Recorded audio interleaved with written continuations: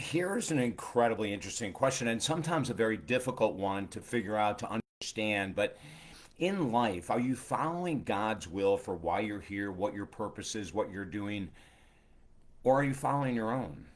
Sometimes it can be very difficult to figure out which way is it, right? But I've got a story to tell you that I think could help you, and myself included, following God's will on a regular basis versus trying to create our own. I'm going to start with the story of the monk, one of the most famous Christian monks ever, Thomas Merton. It's been told to me by so many of my teachers and so many different books that Thomas Merton was this amazing monk, and he wrote, I think it was 40 books or something like that. For 25 years, he was in a monastery, committing his life to God, but he wasn't happy. And so he asked for permission to start to study some of the Eastern teachings, Buddhism, Hinduism, etc. And one day he was introduced to one of the greatest teachers of all times, DJ Suzuki, one of the greatest Eastern teachers. And when he sat down with Suzuki, he said, I don't understand. I'm following God's will, but I'm not happy.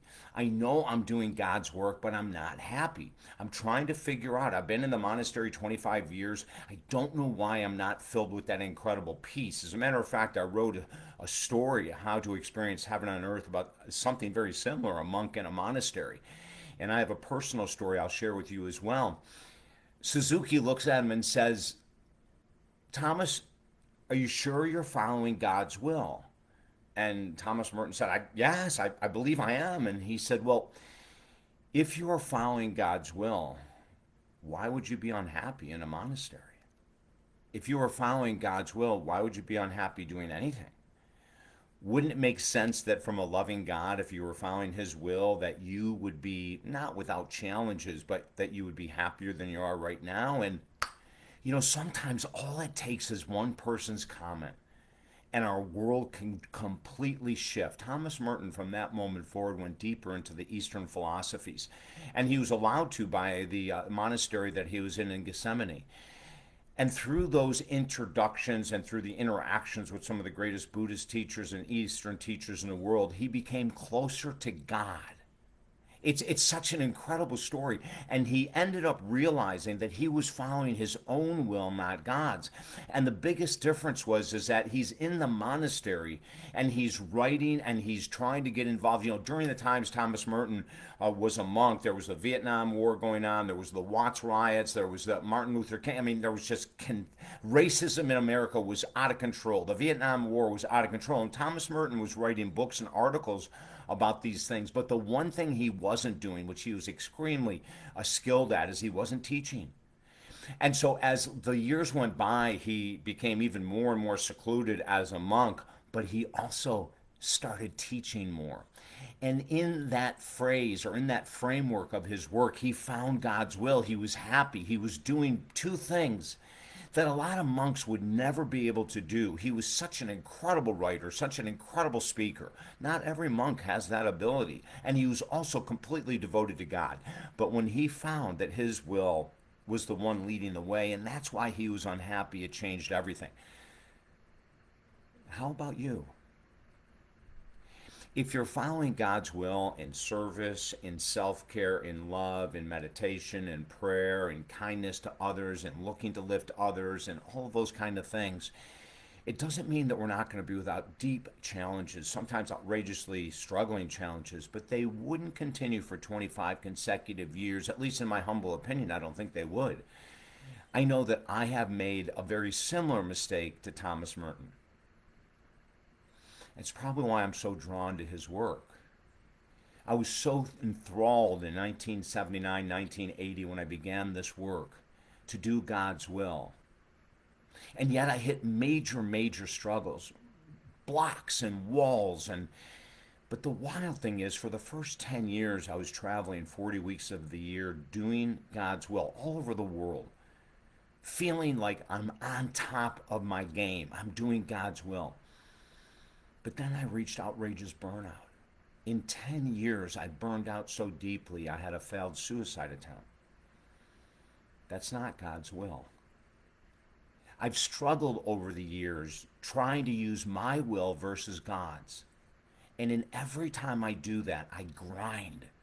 And I produce book after book after book, program after program after program, trying to help this world, but at the same time, not taking care of myself as deeply as I needed to. And as I have shifted just over the last couple years, consistently asking God for His will, I see massive changes in my life. I'm not grinding anymore. I still believe I'm doing His work, helping as many people as I can. This is the reason we give away 5 books at our website and everything I can figure out to do to help people, whether they have a lot of money or no money, it doesn't matter to me.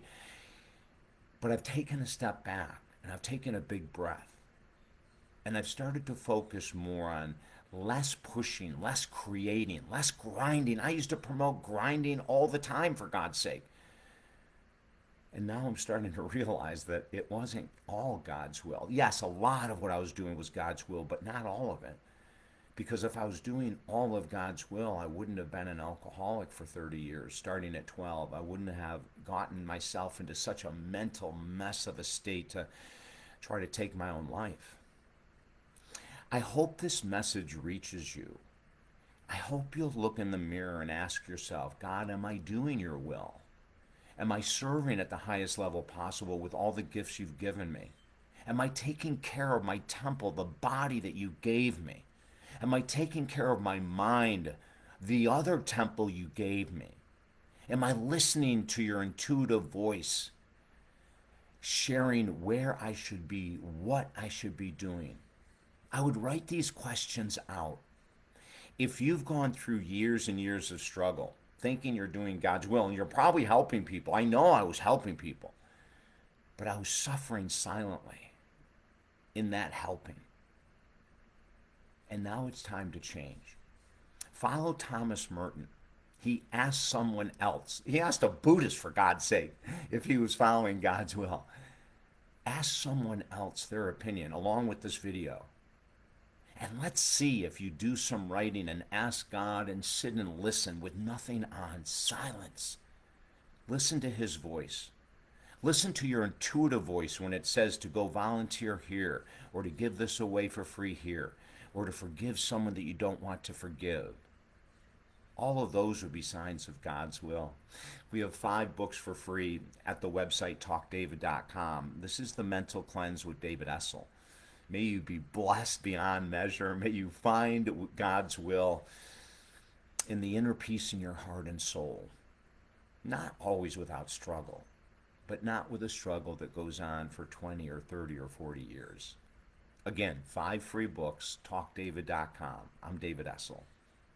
Have a beautiful day.